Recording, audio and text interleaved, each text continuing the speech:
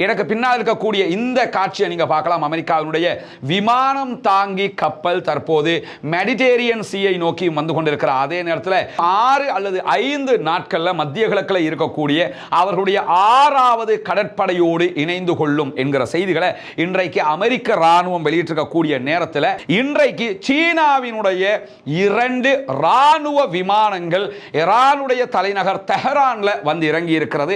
Iran தொடர்பாக மிக காட்டமான மிக பயங்கரமான ஒரு அறிவிப்பை விடுத்திருக்கிறது மாஸ்கோ. ரஷ்யாவினுடைய ஈரானோடு இஸ்ரேல் செய்யக்கூடிய இந்த யுத்தத்தில் இஸ்ரேலுக்கு நேரடி ராணுவ உதவி வழங்கினாலோ அல்லது அப்படி வழங்குவதற்கு பரிசீலனை செய்தாலோ அதை ரஷ்யா பொறுத்துக் கொள்ளாது என்று அமெரிக்காவுக்கு எதிராக இன்றைக்கு ரஷ்யா மிக தெளிவான கிறிஸ்டல் கிளியரான அறிக்கையை வெளியிட்டிருக்காங்க. நிறைய பேர் கேட்டுக்கிட்டு இருந்தீங்க ரஷ்யாவினுடைய ஸ்டாண்ட் என்னன்னு.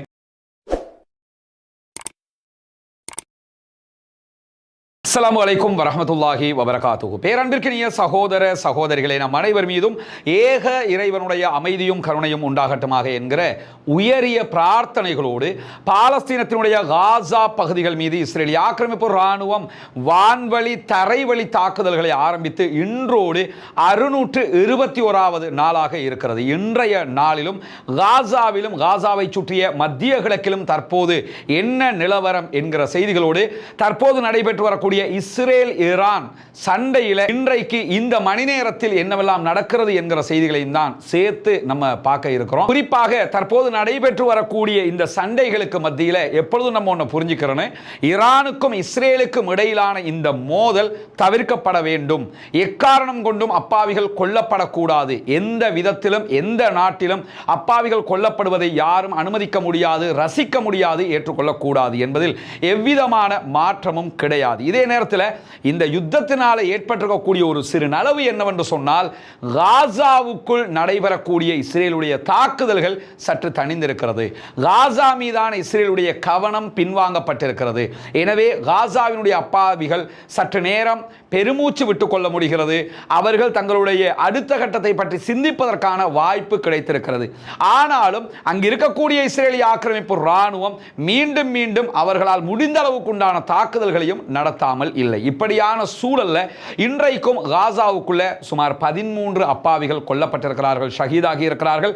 அதே நேரத்தில் 40க்கு மேற்பட்டவர்கள் படுகாயம் அடைந்திருக்கிறார்கள் என்கிற செய்திகளும் வெளியாகி கொண்டிருக்கிறது. இந்த நிலையில இன்றைக்கு காசாவுக்குள்ள இருக்கக்கூடிய பாலஸ்தீன விடுதலை ராணுவம் இஸ்ரேலிய ஆக்கிரமிப்பு ராணுவத்தின் மீது தாக்குதல்களை நடத்தி இருக்கிறார்கள். ஸ்னைப்பர் அட்டாக் நடத்தப்பட்டதில் கான் யூனிஸினுடைய அல் கபீரா பகுதிகளில் ஒருவர் கொல்லப்பட்டிருக்கிறார், இஸ்ரேலிய ராணுவத்தை சார்ந்தவர் என்கிற செய்திகள் வெளியாகி இருக்கிற அதே நேரத்தில் இன்றைக்கு இஸ்ரேலுடைய கவச வாகனங்கள் மீது பாலஸ்தீன விடுதலை ராணுவம் யாசின் 105 என்கிற அவர்களுடைய மிக உச்சமான ராக்கெட் தாக்குதல்களை நடத்தி இருக்கிறார்கள். அதே நேரத்தில் அவர்களுடைய ஆட்களை ஏற்றி வருகிற கேரியர் மீதும் அவர்கள் இன்றைக்கு தாக்குதல்களை நடத்தி இருக்கிறார்கள். இந்த 2 தாக்குதல்களிலும் குறைந்தது இஸ்ரேலிய ஆக்கிரமிப்பு ராணுவத்தை சேர்ந்த 4க்கு மேற்பட்டவர்கள் கொல்லப்பட்டிருப்பதாகவும் இதே நேரத்தில் பல பேர் படுகாயம் அடைந்திருப்பதாகவும் தாங்கள் நம்புவதாக பாலஸ்தீன விடுதலை அமைப்பு சொல்லியிருக்கிற அதே நேரம் இன்றைக்கு இதிலே காயப்பட்ட அதே நேரத்தில் செத்து மடிந்த அத்தனை பேரையும் இஸ்ரேலிய ஆக்கிரமிப்பு ராணுவம் தன்னுடைய ஹெலிகாப்டர் மூலமாக உடனடியாக வெளியேற்றிய செய்திகளையும் பாலஸ்தீன விடுதலை ராணுவம் புகைப்படத்தோடு வீடியோக்களோடு வெளியிட்டிருக்கக்கூடிய காட்சிகளும் வெளியாகி வருகிறது. அதே நேரம் இன்றைக்கும் அந்த மக்களுக்கு உண்பதற்கு உணவில்லை, குடிப்பதற்கு தண்ணீர் இல்லை, எடுப்பதற்கு மருந்துகள் இல்லை. அப்பாவிகள் அவதிப்படுகிறார்கள். நம்மால் ஒன்றும் செய்ய முடியாது. ஜனநாயக ரீதியாக போராட்டங்களை நடத்த முடியும். அல்லாஹ்விடத்திலே கையேந்தி அல்லாஹ்விடத்திலே எப்பொழுதும் துஆ கேட்க முடியும். மறவாமல் பாலஸ்தீன அப்பாவிகளுக்காக பிரார்த்தனை செய்யுங்கள். பாலஸ்தீன அப்பாவிகளுக்காக துஆ கேட்டுக்கிட்டே இருங்க. நம்முடைய பிரார்த்தனைகள் ஏதோ ஒரு வகையில் அல்லாஹ்விடத்திலே அங்கீகரிக்கப்படுவதை நம்ம உணர முடிகிற காலகட்டமாக இருக்கிறது. எனவே காசாவில் அப்பாவிகள் பட்ட துயரங்கள் தற்போது இஸ்ரேலியர்கள் அனுபவித்து வருவதை பார்க்க முடிகிறது. காசாவினுடைய அப்பாவிகள் தங்குவதற்கு இடமில்லாமல் ஓடியதை போன்று இஸ்ரேலியர்கள் தற்போது மெட்ரோ நிலையங்களிலும் அரசாங்கத்தினுடைய இடங்களிலும் பங்கர்களிலும் ஒளித்துக் கொண்டிருக்கக்கூடிய காட்சிகள் தினம்தோறும் வெளியாகி கொண்டிருக்கிறது. எனவே அப்பாவிகளுக்கு நடந்தது தங்களுக்கும் நடக்கிற போது இனிமேல் நாமும் அவர்களுக்கு எவ்விதமான அநியாயங்களையும் செய்யக்கூடாது என்கிற நிலையை இஸ்ரேல் எடுக்க வேண்டும் என்பதுதான் அனைவருடைய எதிர்பார்ப்பாகவும் இருக்கிறது. அதை மீறி மீண்டும் மீண்டும் நாங்கள் பேட்டை ரவுடிகளைப் போல அல்லது ஒரு பாதாள உலக கோஷ்டியைப் போல அமெரிக்காவின் அடிவருடி எதிரிகளாக இருந்து அப்பாவிகள் மீது தாக்குதல் நடத்துவோம், இதனூடாக ஆயுத விற்பனையை அமெரிக்கா செய்யட்டும் என்று இஸ்ரேல் செயல்பட்டு வருமாக இருந்தால் கண்டிப்பாக இந்த யுத்தத்தில் இஸ்ரேல் ஒரு படிப்பினையை பெற்றுக்கொள்ளும் என்று நாம் நம்ப முடியும். ஏன்னா ஈரானுடைய தாக்குதல்ங்கிறது சாதாரணமாக நிக்கல. குறிப்பாக இன்றைக்கு வெளியாகி இருக்கக்கூடிய தகவல்களை பொறுத்தவரையில் ஈரான் இஸ்ரேல் யுத்தத்துக்கு மத்தியில் அமெரிக்கா உள்ளே நுழையுமா நுழையாதா என்கிற கேள்வி உச்சமாக எழுப்பப்பட்டு வருகிறது. அது தொடர்பான நிறைய செய்திகள் இன்றைக்கு வெளிவந்திருக்கக்கூடிய நேரத்தில் எனக்கு பின்னால் இருக்கக்கூடிய இந்த காட்சியை நீங்க பார்க்கலாம். அமெரிக்காவினுடைய விமானம் தாங்கி கப்பல் தற்போது மெடிட்டேரியன் சீயை நோக்கி வந்து கொண்டிருக்கிற அதே நேரத்தில் 6 அல்லது 5 நாட்கள்ல மத்திய கிழக்கில் இருக்கக்கூடிய அவர்களுடைய 6வது கடற்படையோடு இணைந்து கொள்ளும் என்கிற செய்திகளை இன்றைக்கு அமெரிக்க ராணுவம் வெளியிட்டிருக்கக்கூடிய நேரத்தில் 2 விமானங்கள் சற்று நேரத்துக்கு முன்பதாக மஸ்கட் ஓமான் தலைநகரத்திலே போய் இறங்கி இருக்கிறது. இந்த இரண்டுமே ஈரானுடைய அரசாங்கத்திற்கு சொந்தமான விமானங்கள். எனவே இந்த விமானங்கள் ஏன் போனது என்கிற ஒரு கேள்வி எழுகிற அதே நேரம் இந்த விமானத்தில் சென்றவர்கள் யார் என்கிற கேள்வியும் எழுந்து கொண்டிருக்கிறது. ஆனால் ஈரானுடைய வெளிவிவகார அமைச்சர் அப்பாஸ் அரக்சி அவங்க சொல்லும் போது ஓமானுக்கு ஈரான் சார்பாக அமெரிக்காவோடு பேச்சுவார்த்தை நடத்துவதற்கான குழு சென்றதாக சொல்லப்படுகிற செய்திகள் தவறானவை, பொய்யானவை. அப்படி எங்களுடைய எந்த பேச்சுவார்த்தை குழுவும் ஓமானுக்கு செல்லவில்லை என்று கிறிஸ்டல் கிளியராக மறுத்திருக்கிறார். அப்படியானால் யார் சென்றார், எதற்காக சென்றார் என்கிற ஒரு கேள்வி எழுகிற போது அந்த கேள்விக்கான பதிலை ஈரானிய ஊடகங்கள் என்ன சொல்றாங்கன்னா, இன்றைய நாளில் ஈரானுடைய ஒரு விமான நிலையத்தை இலக்கு வைத்து இஸ்ரேல் தாக்குதல் நடத்தி இருக்கிறது. எனவே இனிமேல் தாக்குதல்கள் நடத்தப்பட்டால் விமானங்கள் சேதமடையாமல் இருப்பதற்காக விமானங்களை ஈரான் ஓமானுக்கு மாற்றுகிறது என்கிற செய்தியை ஈரானிய ஊடகங்கள் சொல்கிறார்கள். இது ஏற்றுக்கொள்ளத்தக்க ஒரு பதிலாக பார்க்கும் போதே தெரிகிறது. ஏன்னா இஸ்ரேல் ஆல்ரெடி எல்லா விமானத்தையுமே மாற்றிட்டாங்க. அந்த அடிப்படையில் ஈரான் தற்போது அவர்களுடைய விமானங்களை மாற்றிக் கொண்டிருக்கிறார்கள். அமெரிக்காவினுடைய தாக்குதல்கள் தொடர்ந்தால் கூட தங்களுடைய விமானங்களை பாதுகாப்பதற்காக ஓமானோடு இருக்கிற நெருக்கத்தை ஈரான் பயன்படுத்திக் கொள்கிறது. அப்படியானால் அங்க இருக்கக்கூடியவங்க எப்படி வெளியே போவாங்கன்னு சொன்னா அந்தந்த நாடுகள் அவர்களுடைய விமானங்கள் மூலமாக அவர்களுடைய ஆட்களை வெளியே எடுத்துக்கொள்ள முடியும் என்று ஈரான் அறிவித்திருக்கிறது. அதை தாண்டி ஈரான் தன்னுடைய நாட்டோடு அண்டி இருக்கக்கூடிய எல்லைகளை பகிரக்கூடிய அனைத்து நாடுகளுக்கும் எல்லைகளை திறந்து வைத்திருக்கிறோம் என்று சொல்லியிருக்கிறது. அங்கிருப்பவர்கள் உள்ளே வர முடியாது, ஆனால் உள்ளே இருக்கக்கூடிய வெளிநாட்டவர்கள் தாராளமாக செல்ல முடியும் என்பதையும் சொல்லியிருக்கிறார்கள். எனவேதான் இந்த விமானம் என்பது பேச்சுவார்த்தைக்கான குழு சென்ற விமானம் இல்லை என்பதை சொல்லியிருக்கக்கூடிய ஈரான் அவர்களுடைய யதார்த்தமான கள நிலவரத்தையும் தெளிவுபடுத்தி இருக்கக்கூடிய நேரத்தில் இன்றைக்கு சீனாவினுடைய 2 ராணுவ விமானங்கள் ஈரானுடைய தலைநகர் தெஹரான்ல வந்து இறங்கி இருக்கிறது. சர்வதேச ஊடகங்களும் அந்த செய்தியை சொல்லியிருக்கிற அதே நேரம் சீனாவும் அந்த செய்தியை உண்மைப்படுத்தி இருக்கிறது. ஆனால் இந்த விமானங்களில் என்ன வந்தது அல்லது யார் வந்தார்கள் என்பதை சீனாவும் தெளிவுபடுத்தவில்லை, ஈரானும் தெளிவுபடுத்தவில்லை. ஆனால் வந்திருக்கக்கூடிய விமானங்கள் மிக பாரிய பொருட்களை ஏற்றி வரக்கூடிய விமானங்கள், சீனாவினுடைய ராணுவ விமானங்கள். அவர்கள் ஏதும் ராணுவ தளவாடங்களை கொண்டு வந்தார்களா அல்லது அதற்குள் வேறு எதுவும் கொண்டு வரப்பட்டதா அல்லது ஈரானுக்கு தேவையான பொருட்கள் எதையும் கொண்டு வந்தார்களா என்னன்னு தெரியல, கேள்விக்குறியாக இருக்கிறது. சீனாவை பொறுத்தவரையில் ஈரானுக்கு தேவையான பிசினஸை இப்படி பிசினஸ் பண்றதா இருந்தால் இப்படி பண்ண வேண்டிய அவசியம் இல்லை. ஆனால் ராணுவத்தினுடைய விமானம் வந்திருக்கிறது என்கிற கேள்வி மிக முக்கியமானதாக எழுகிறது. அதை தாண்டி அமெரிக்காவினுடைய 6 விமானங்கள் அத்தனையும் டேங்கர் விமானங்கள், அந்த விமானங்கள் தற்போது ஐரோப்பாவை நோக்கி பறந்து கொண்டிருக்கிறது என்கிற செய்திகள் வெளியாகி கொண்டிருக்கிறது. அமெரிக்காவும் அதை உறுதிப்படுத்தி இருக்கிறது. இந்த டேங்கர் விமானங்கள் என்னன்னா வானத்தில் பறந்து கொண்டிருக்கக்கூடிய தாக்குதல் விமானங்களுக்கான பெட்ரோல் நிரப்புகிற விமானங்கள். எனவே அவைகள் இஸ்ரேலுக்கு ஆதரவாகத்தான் வருகிறது என்பதை வெளிப்படையாகவே புரிந்து கொள்ள முடிகிறது. ஆனால் சீனாவினுடைய விமானத்தில் என்ன இருந்தது என்பது தெரியல, சீனா தான் சொல்லணும். பொறுத்திருந்து பார்ப்போம் சீனா அல்லது ஈரான் என்ன சொல்கிறது என்பதை புரிந்து கொள்ள முடியும். அதே நேரத்தில் டெல் அவீவ் பகுதிகளுக்கு தற்போது ஈரான் தாக்குதல்களை நடத்தி கொண்டிருக்கு. இந்த வீடியோ நீங்கள் ஒரு ½ ஹவருக்கு பிறகு தான் பார்ப்பீங்க. ½ ஹவருக்கு முன்னாடி நடக்கக்கூடிய சம்பவத்தை தான் நான் சொல்லிக் கொண்டிருக்கிறேன். ஈரான் தற்போது டெல் அவீவ் மீது தாக்குதல்களை நடத்தி கொண்டிருப்பதாக இஸ்ரேலை அறிவித்திருக்கிறது. இஸ்ரேலுடைய இடைமறிக்கும் ஏவுகணைகள் அவற்றை தடுக்க முயற்சிப்பதாகவும் இஸ்ரேல் சொல்லியிருக்கிறது. அதே நேரத்தில் கிரேட்டர் டெல் அவீவ் பகுதிகளிலும் இன்றைக்கு ஈரான் தாக்குதல்களை சற்று நேரத்துக்கு நேரத்துக்கு முன்பதாகவே நடத்த ஆரம்பித்திருக்கிறது. இரவு நேரத்தில் தான் பெரும்பாலும் ஈரான் பாலிஸ்டிக் மிசைல் தாக்குதல்கள் நடத்துறாங்க. அது ஏங்கிற சம்பந்தமாக நாளைக்கு இன்ஷா அல்லாஹ் தொடர்பான ஒரு சயின்டிபிக் விளக்கமாக இருக்கக்கூடிய அல் ஜசீரா வெளியிட்டிருக்கக்கூடிய ஒரு கட்டுரை தொடர்பான வீடியோவை தனியாக போடும்போது உங்களுக்கு அதை புரிந்து கொள்ள முடிகிறது. அதே சந்தர்ப்பத்தில் ஈரானிய அதிகாரிகள் இந்த யுத்தத்தில் அமெரிக்கா தலையிடுவது தொடர்பான ஒரு எச்சரிக்கை மணியை இன்றைக்கு ஒலித்திருக்கிறார்கள். அமெரிக்கா தலையிடுமா இல்லையா என்பது தொடர்பாக தனி வீடியோ ஒன்றும் போட்டுக்கிறோம். பார்க்காதவர்கள் அதை விரிவாக பார்த்துக் கொள்ளுங்கள். ரஸ்மின் எம்ஐஎஸ்சி நியூஸ் என்கிற இந்த சேனலையும் ரஸ்மின் டாக்ஸ் என்கிற நம்முடைய மற்ற சேனலையும் ஒவ்வொரு நாளும் 4 அல்லது 5 அல்லது 6 வீடியோக்களை நம்ம பகிர்ந்து வருகிறோம். எனவே அவற்றினூடாக நீங்கள் பார்த்துக் கொள்கிற போது தமிழ் மொழியில் என்னவெல்லாம் நடக்கிறது என்பதை தெரிந்து கொள்ள முடியும். எனவே அதை சப்ஸ்கிரைப் செய்யாத சகோதரர்களும் சப்ஸ்கிரைப் செய்து கொள்ளுங்கள். உங்களுக்கு உடனுக்குடனே இந்த செய்தி வந்து சேருவதற்காக ஈரானுடைய அதிகாரிகள் அமெரிக்கா தொடர்பாக இன்றைக்கு வெளியிட்டிருக்கக்கூடிய ஒரு முக்கியமான எச்சரிக்கை என்னவென்று சொன்னால், அமெரிக்கா நேரடியாக இந்த யுத்தத்தில் பங்கேற்றால் லெபனானில் இருக்கக்கூடிய ஹெஸ்புல்லாக்கள் மீண்டும் களத்திற்கு வருவார்கள் என்கிறது ஈரான். ஹெஸ்புல்லாக்கள் தற்போது அமைதி அடைந்திருக்கிறார்கள்.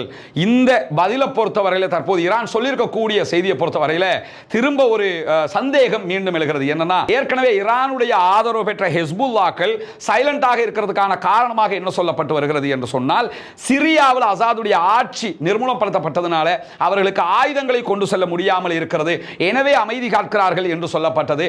அதை அமெரிக்காவும் அமெரிக்காவுடைய ஆதரவு பெற்ற ஈரான் இஸ்ரேலும் என்ன சொல்லிக்கிட்டு இருந்தாங்கன்னா, நாங்கள் அவருடைய பல தலைவர்களை கொண்டுட்டோம், அதனால சைலண்ட் ஆனாங்கன்னு சொன்னாங்க. அப்படி நடந்திருந்தால் இப்பொழுது அவர்கள் களத்துக்கு வர வாய்ப்பில்லை, ஆனால் களத்துக்கு வருவார்கள் என்கிறது ஈரான்.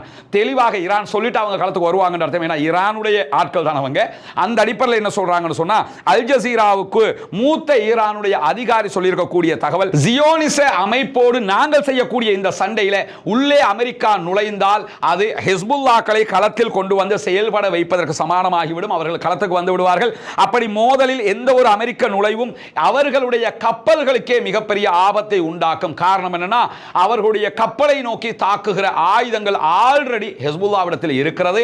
அதே போன்று எங்களிடத்திலும் இருக்கிற காரணத்தினால அமெரிக்காவினுடைய பேசுகள் மட்டுமல்ல, கப்பலை நோக்கியும் நாங்கள் தாக்குதல்களை நடத்துவோம் என்று பகிரங்கமாகவே சொல்லிட்டாங்க. ஏற்கனவே நமக்கு தெரியும், ஹூதிகள் அமெரிக்காவினுடைய கப்பலை நோக்கி தாக்குதல் நடத்தியதனால தான் அந்த கப்பலே பலமுறை தாக்குதலுக்கு உள்ளாகி இருந்தது. கடைசியில் F-35 விழுத்தப்பட்டதோட அவங்க இடத்தை காலி பண்ணிட்டு போயிட்டாங்க.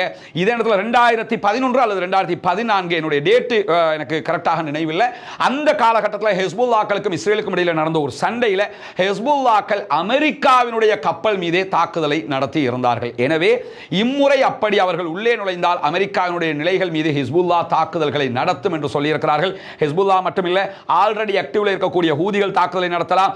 ஆல்ரெடி ஆக்டிவ்ல இல்லாம ஆனால் 100% பலத்தோடு இருக்கக்கூடிய ஈரானை சேர்ந்த கதாயிப் ஹிஸ்புல்லா அமைப்பு, அவர்களும் ஈரானுடைய அமைப்பாக இருக்கிறார்கள், அவர்களும் களத்திற்கு வர வாய்ப்பு இருக்கிறது. எனவே அமெரிக்கா நேரடியாக யுத்தத்தில் நுழைவதை பற்றி யோசிக்கும் என்பதிலே எந்த மாற்றமும் இல்லை. அப்படி இருக்கும்போது அமெரிக்காவினுடைய அதிகாரி இன்றைக்கு வெளியிட்டிருக்கக்கூடிய மேலதிகமான தகவல் என்னன்னு சொன்னா, அமெரிக்க அதிபர் ட்ரம்ப் ஈரானோடு என்ன செய்வார் என்பது எங்களுக்கு தெரியாது என்று சொல்லியிருக்கிறார். உண்மையிலே அவங்களுக்கும் தெரியாது, ஏன் ட்ரம்புக்கே தெரியாது.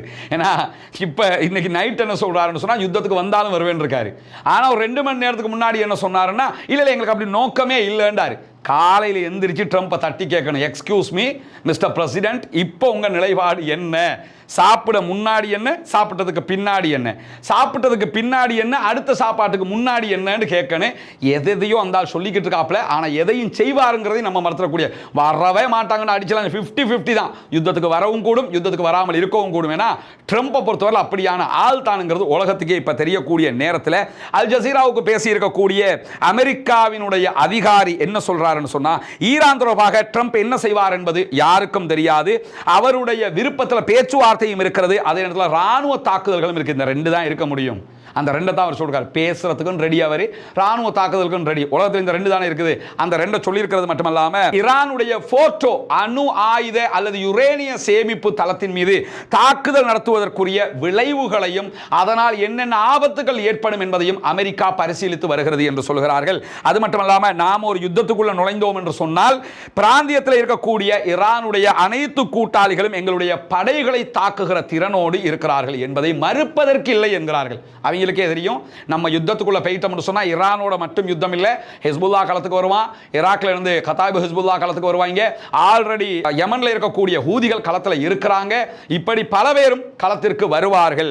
எனவே அது சாதாரணமாக கடந்து செல்கிற ஒரு நிகழ்வாக இருக்காது என்று சொல்லி அமெரிக்காவினுடைய அதிகாரி அல் ஜசீராவுக்கு சொல்வது மட்டுமல்லாம மத்திய கிழக்கில் இருக்கக்கூடிய எங்களுடைய படைகள் உச்சகட்ட பாதுகாப்போடு நிலைநிறுத்தப்பட்டிருக்கின்றன, எப்பொழுதும் ஈரான் தாக்கினால் அதை எதிர்கொள்கிற விதமாகத்தான் அவர்கள் இருக்கிறார்கள் என்று சொல்லக்கூடிய அமெரிக்காவினுடைய அதிகாரி என்ன சொல்றாருன்னு கேட்டா, ஃபோர்ட் விமானம் தாங்கி கப்பல் விரைவில் மத்திய கடலில் இருக்கக்கூடிய 6வது கடற்படையில் சேரும் என்கிற தகவலை சொல்லியிருக்கிறார். பின்னாடி இருக்கக்கூடிய அந்த கப்பல் தான் மெடிட்டேரியன் சீக்கு ஒன்று வருது, அதே போன்று செங்கடலுக்கு வருது. அங்க ஆல்ரெடி இருக்கக்கூடிய படையோடு அவங்க வந்து சேருவாங்க. ஆல்ரெடி ஹூதிகளோட சண்டை பிடிச்ச குரூப் தான் வெளியே போயிட்டாங்க, ஆனா எப்பொழுதும் அவர்கள் மத்திய கிழக்கில் அவங்களுடைய படையை வச்சிருக்கிறாங்க, அந்த படையோடு வந்து சேருவார்கள் என்று சொல்லக்கூடிய அமெரிக்காவுடைய அதிகாரி என்ன சொல்றாருன்னு கேட்டா, தடுப்பு நடவடிக்கைகளை வந்து அவங்க மேம்படுத்த கூடும்ங்கறாங்க. அதை நம்மளே சொல்லிக்கிட்டு தான் இருக்கிறோம். ஈரானோட நேரடி வாருக்கு போகலன்னா கூட ஈரான் அடிக்கிற அந்த ஏவுகணைகளை தடுத்து இஸ்ரேலை பாதுகாக்கிற வேலையை அவங்க செய்வதற்கு வாய்ப்பு இருக்கிறது என்று சொல்லக்கூடிய அமெரிக்காவுடைய அதிகாரி என்ன சொல்றாருன்னா, மத்திய கிழக்கை நோக்கி இன்னும் எங்களுடைய B2 குண்டுவீச்சு விமானங்கள் எதுவும் செல்லவில்லை என்கிறார். குண்டு வீசக்கூடிய விமானங்கள் எதையுமே நாங்கள் நகர்த்தல, எனவே யுத்தம்ங்கிறது கொஞ்சம் தாமதமாகலாம் என்று சொல்லக்கூடிய அமெரிக்காவுடைய அதிகாரி என்ன சொல்றாருன்னு கேட்டா, இஸ்ரேல் பெரும்பாலான ஈரானிய ஏவுகணைகளை இடைமறித்துக் கொண்டிருக்கிறது, ஆனால் அதையும் தாண்டி உச்சகட்ட பாதுகாப்பு நிலைகளுக்கும் ஈரான் தாக்குதலை நடத்துகிறது, அது ஹிட் ஆகிறது, இஸ்ரேல் பாதிக்கப்படுகிறது என்பதை அவர் ஒத்துக்கொண்டிருக்கக்கூடிய நேரத்தில் சற்று நேரத்துக்கு முன்பதாக கிழக்கு தஹரான் பகுதிகளை இஸ்ரேல் தாக்குகிறது என்கிற செய்திகள் வெளியாகி கொண்டிருக்கிறது. இஸ்ரேலுடைய இராணுவம் கிழக்கு தஹரானை தாக்கி வருவதாக இஸ்ரேலுடைய ஊடகங்கள், இஸ்ரேலி ஹயோம், அதே போன்று சேனல் 20, அதே நேரத்தில் வைனட் ஆகிய பல ஊடகங்கள் அந்த செய்திகளை வெளியிட்டுக் கொண்டிருக்கிறார்கள். இஸ்ரேலி ஹயோம் வெளியிட்டிருக்கக்கூடிய ஒரு செய்தியில் ஈரானிய உள்நாட்டு பாதுகாப்பு தலைமையகத்தை IDF தாக்கி இருக்கிறது என்கிற செய்திகளையும் சொல்லியிருக்கிறார்கள். ஈரானுடைய உள்நாட்டு பாதுகாப்பு பிரிவு இருக்கிறாங்க, அதனுடைய தலைமையகத்தை தாக்கி இருக்கிறதா சொல்றாங்க. இது தொடர்பாக ஈரான் இதுவரை எந்த தகவல்களையும் வெளியிடாத அதே நேரத்தில் ஈரான் ட்ரோன்கள் மூலமாக தாக்குதல் நடத்தக்கூடிய பல பேரை கைது பண்ணிக்கிட்டே வர்றாங்க. ஈரானுக்குள்ள சைலண்டா ஒரு சம்பவம் நடக்குது. என்னன்னு சொன்னா, இந்த யுத்தத்துக்கு நடுவில் இஸ்ரேலுடைய மொசாதுடைய ஆதரவு பெற்ற பல பேரை ஈரானுக்கு உள்ள களமிறக்கி இருக்கிறாங்க. ஏன்னா ஈரான் பல நாடுகளோட பார்டரை பகிர்கிற ஒரு நாடு, பாகிஸ்தானோட மட்டும் 6 பார்டர்கள் அவங்க பகிர்றாங்க. எனவே அந்த நாடுகள் வழியாக உள்ள நிறைய பேர் அனுப்பப்பட்டிருக்கிறாங்க, ட்ரக்ல அதுல இதுல என்று சொல்லி நிறைய கொண்டு வந்து ட்ரோன்களை செட் பண்ணி அந்த ட்ரோன்கள் மூலமாக உள்ளுக்குள்ள தாக்குதல் நடத்துறாங்க. ஏன்னா வெளியில இருந்து அட்டாக் பண்ணும்போது அதை சிம்ம சொப்பனமாக இஸ்ரேலுடைய ஆயுதங்களை ஈரான் தடுக்கிறது. வெளியில இருந்து ஈரானுக்குள்ள வரும்போது அவங்க வச்சிருக்கிற அயன்டோம் அதை தடுத்துறாங்க. அதனால உள்ளுக்குள்ள இருக்கிறவங்க என்ன பண்றாங்கன்னு கேட்டா, இந்த தாக்குதல்களுக்கு ட்ரோன்களை பயன்படுத்தி கொண்டிருக்கிறாங்க. அல்போஸ் மாகாணத்தில் இன்றைக்கு ஒரு லாரியை பிடிச்சாங்க. அந்த லாரிக்குள்ள இருந்து நிறைய ட்ரோன்கள், அதே நேரத்தில் தாக்குதலுக்கு தேவையான பல ஆயுதங்களை இன்றைக்கு அவங்க கைப்பற்றியதோட அது சம்பந்தப்பட்ட ஆட்களையும் இன்றைக்கு அரெஸ்ட் பண்ணது மட்டுமல்லாம பஹரேஸ்தான்ல, ஈரானுடைய பஹரேஸ்தான் பகுதிகளில் 2 மொசாதுடைய முகவர்கள் கைது செய்யப்பட்டிருக்கிறார்கள் என்று ஃபார்ஸ் நியூஸ் ஏஜென்சி செய்தி வெளியிட்டிருக்கிறது மட்டுமல்லாம, தெஹரானுடைய தென்மேற்கில் இருக்கக்கூடிய பஹராஸ்தான் பகுதிகளில் இன்றைக்கு கைப்பற்றியதில் பெரிய அளவிலான வெடிபொருட்கள், அதே மாதிரி சிறிய ட்ரோன்கள், ஆயுதங்கள், ரிமோட் கண்ட்ரோல் இயங்கக்கூடிய உபகரணங்கள் என்று பலவற்றையும் அவர்கள் இன்றைக்கு கைப்பற்றி இருக்கிறார்கள் என்கிற செய்திகளை நம்ம பார்க்க முடிகிறது. அந்த அது சம்பந்தப்பட்ட வீடியோக்கள் துரத்தி சென்று அங்கங்க விரட்டி பிடிக்கிறாங்க. அந்த வீடியோக்கள் காட்சிகள் எல்லாம் இன்றைக்கு நம்முடைய டெலிகிராம் சேனலில் நம்ம வெளியிட்டிருக்கிறோம். ஏன்னா ஈரானை பொறுத்தவரையில் மொசாதுடைய ஆட்களை எல்லா உள்நாட்டுக்குள்ள வலவி, இந்த யுத்தத்துக்கு மத்தியில் வலவீசி தூக்குறாங்க. ஒவ்வொரு நாளும் 10 பேர் 12 பேர் 20 பேர்னு கைது பண்ணிக்கிட்டே இருக்கிறாங்க. அதுவும் இஸ்ரேலுக்கு மிகப்பெரிய ஒரு பின்னடைவாக மாறி இருக்கக்கூடிய நேரத்தில் தான் இன்றைக்கு ஈரான் தொடர்பாக மிக காட்டமான மிக பயங்கரமான ஒரு அறிவிப்பை விடுத்திருக்கிறது மாஸ்கோ. ரஷ்யாவினுடைய வெளிவிவகார பிரதி அமைச்சர் வெளியிட்டிருக்கக்கூடிய அறிக்கை இன்றைக்கு வெளியாகி இருக்கிறது. நாங்கள் பேரழிவில் இருந்து மில்லிமீட்டர் தூரத்தில் தான் நிற்கிறோம். மிகப்பெரிய அழிவை நோக்கி இஸ்ரேல் உலகத்தை நகர்த்தி கொண்டிருக்கிறது, அமெரிக்கா நகர்த்தி கொண்டிருக்கிறது. மில்லிமீட்டர் தூரத்தில் தான் நம்ம எல்லாரும் நிற்கிறோம். ஒவ்வொரு நாளும் ஈரானுடைய அணு ஆயுத உட்கட்டமைப்பை நோக்கி அமெரிக்காவினுடைய ஆதரவு பெற்ற இஸ்ரேல் தாக்குதல் நடத்துகிறது. அப்படி தாக்குதல் நடத்தி உண்மையிலேயே அந்த அணுக்கட்டமைப்பு சிதைக்கப்பட்டால் அது உலகத்துக்கே பாரிய ஆபத்தாக இருக்கும் என்பதையும் நீங்கள் புரிந்து கொள்ள வேண்டும் என்று எச்சரிக்கை கூடிய ரஷ்யா.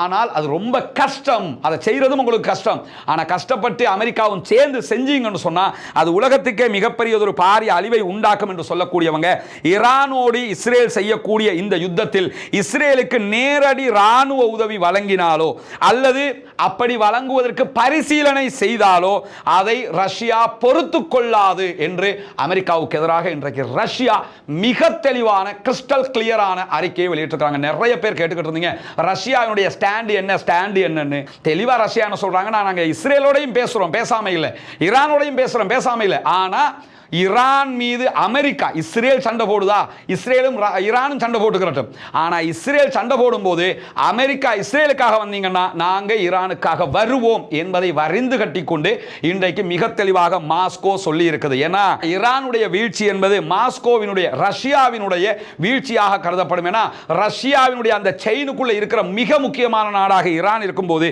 ஈரானை வீழ்த்துவதற்கு ரஷ்யா விரும்பாது என்பதை மிக தெளிவான அறிக்கைகள் இன்றைக்கு சொல்லியிருப்பது மட்டுமல்லாம ரஷ்யாவினுடைய வெளியுறவு துணை அமைச்சர் சர்ஜி ரியாப்கோ தான் இந்த அறிக்கையை வெளியிட்டிருக்கிறார் என்பதை நம்ம பார்க்க முடிகிறது. எனவே ரஷ்யா தன்னுடைய ஸ்டாண்டை வெளிப்படையாக சொல்லியிருக்கிறாங்க. அப்படின்னா சீனாவுடைய ஸ்டாண்ட் என்னன்னு கேட்டீங்கன்னா அதைத்தான் அவன் செயல்பாட்டே காட்டிட்டானே. ஃப்ளைட் அனுப்பிச்சு வச்சிருக்கிறான், அதுக்குள்ள என்ன இருக்குன்னு தெரியல, ஆனா ஃப்ளைட் வந்திருக்கிறது. எனவே அவர்களும் மிக தெளிவான ஒரு நிலைப்பாட்டில் இருக்கிறார்கள் என்பதை நாம் புரிய முடிகிறது. அதே நேரத்தில் சர்வதேச அணு ஆயுத தடுப்பு முகமை ஒரு அறிக்கை வெளியிட்டிருக்கிறாங்க. அதுல இன்றைக்கு ஈரானுடைய அணு ஆயுதங்கள் தயாரிப்பதாக நம்பப்படுகிற யுரேனியம் செறிவூட்டுகிற பகுதிகளை நோக்கி இஸ்ரேல் தாக்குதல்களை நடத்தி இருக்கிறது. இந்த தாக்குதல்கள் தொடர்ந்து நடத்துவது ஒரு ஆரோக்கியமான செயல்பாடாக இருக்காது என்று சொல்லி இருக்கக்கூடிய சர்வதேச அணு ஆயுத தடுப்பு முகமை இஸ்ரேல் ஈரான் மீது தாக்குதல் நடத்துவதற்காக அங்கு அணு ஆயுதம் தயாரிக்கப்படுவதாக சொல்லுகிற விவகாரம் பொய்யான விவகாரம், அப்படி ஒன்றும் அங்கு நடக்கவில்லை. இஸ்ரேல் அதற்கான ஆதாரத்தை தர வேண்டும் என்றும் இன்றைக்கு கோரியிருப்பது மட்டுமல்லாம இஸ்ரேல் ஒரு அறிக்கை வெளியிட்டிருக்கிறாங்க. அந்த அறிக்கையில் என்ன சொல்றாங்கன்னா எண்ணெய் ஏற்றுமதியை தற்காலிகமாக இடைநிறுத்துவதாக அறிவித்திருக்கிறார்கள். ஏன்னா ஹைஃபா சிட்டியில போட்டு தாக்கிக்கிட்டே இருக்கிறாங்க. அவர்களுடைய ஈரலை கலட்டி வெளியே எடுத்து காலால போட்டு மிதிச்சுக்கிட்டு இருக்குது ஈரான். அதனால எண்ணெய் ஏற்றுமதி பெட்ரோலியம் சார்ந்த எல்லா ஏற்றுமதியையும் நாங்கள் நிறுத்துகிறோம் என்கிற செய்திகளையும் அவங்க வெளியிட்டிருக்கிறது மட்டுமல்லாம சற்று நேரத்துக்கு முன்பதாக வெளியாகி இருக்கக்கூடிய ஒரு தகவல் பிரகாரம் வடமத்திய ஈரானுடைய கராஜ் நகரில் இருக்கக்கூடிய பயம் என்கிற விமான நிலையத்தின் மீது இஸ்ரேல் தாக்குதல்களை நடத்தி இருக்கிறது. அந்த புகைப்படத்தை தான் நீங்க இங்க பாக்குறீங்க. விமான நிலையத்தில் தாக்குதல் நடத்தப்பட்டிருக்கிறது. அந்த தாக்குதலை தீயை அணைக்கிற வேலையை அவங்க ஈடுபடுறாங்க. தூரத்தில் இருந்து எடுக்கப்பட்ட ஒரு புகைப்படத்தை இன்றைக்கு அல் ஜசீராவும் பிரஸ் டிவியும் வெளியிட்டிருக்கக்கூடிய காட்சிகளை நம்ம பார்க்க முடியும். இப்படியான சூழல்ல இன்றைக்கு இஸ்ரேலுக்கு ஒரு அறிவித்தலை ஈரான் அவர்களுடைய மொழியில ஹீப்ரு பாஷையிலேயே வெளியிட்டிருக்கிறாங்க.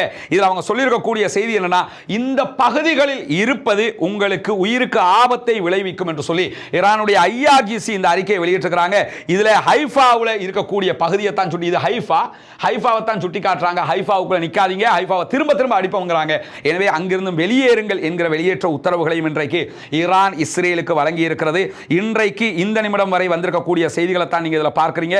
தொடர்ந்தும் இணைந்திருங்கள். காலை வரைக்கும் என்ன நடக்கிறது என்பதையும் அதிகாலையிலேயே உங்களுக்கு நம்ம தர்றதுக்கு தயாராக இருக்கிறோம். அங்கு நடக்கக்கூடிய செய்திகளை உடனுக்குடனே முடிந்த வரைக்கும் உங்களுக்கு கொண்டு வந்து தருவதற்கான முயற்சியாகத்தான் 2 சேனல்களையும் மாறி மாறி இந்த வீடியோக்கள் ஒளிபரப்பப்படுகிறது. எனவே ரஸ்மின்மயசி நியூஸ் என்கிற இந்த சேனலை சப்ஸ்கிரைப் பண்ணால் சகோதரர்கள் சப்ஸ்கிரைப் பண்ணி இணைந்து கொள்கிற அதே நேரம் ரஸ்மின் டாக்ஸ் என்கிற சேனலையும் இணைஞ்சுக்கிறீங்க. ஏன்னா 2 சேனல்லையுமே நம்ம வீடியோக்களை போட்டு கொண்டிருக்கிறோம். எனவே இந்த செய்திகளை உங்களுக்கு கொண்டு வந்து தருவதனுடைய நோக்கம் ஓரளவுக்காவது நம்ம உண்மையை கரெக்டாக புரிஞ்சுக்கிறோம். ஏன்னா சுத்தி வளைச்சு அப்படி நடந்துருச்சு இப்படி நடந்துருச்சுன்னு இருப்பதை மிகைப்படுத்தி பல பேர் செய்திகளை போட்டுக் கொண்டிருக்கிறாங்க. பல பேரும் இது உண்மையா இது உண்மையா இது உண்மையாண்டெல்லாம் அனுப்பிக்கிட்டு இருக்கிற எல்லா வீடியோவையும் பார்க்கிற அளவுக்கு எனக்கு உண்மையிலேயே நேரம் பத்தலை. ஏன்னா இந்த வீடியோகளுக்கு நான் காலையில இருந்து முழுவதுமாக இந்த சம்பவம் நடக்க ஆரம்பிச்சதுக்கு அப்புறம் முழுவதுமாக நான் இதற்காக நேரங்களை கொடுக்க வேண்டிய ஒரு நிர்பந்தம் இருக்கிறது. ஏன்னா உண்மை செய்தியை நம்ம கொண்டு போய் சேர்க்கணும் என்பது மட்டும்தான் நோக்கம். இதுல நமக்கு எந்த வருமானமும் இல்லைங்க. அதை தெளிவாக புரிஞ்சுக்கிறேங்க. அதனால தான் நம்ம வீடியோவை யாருனாலும் ஏற்றிக்கிறங்க, யாருனாலும் எடுத்து பயன்படுத்திக்கிறங்க சொல்லிட்டோம்.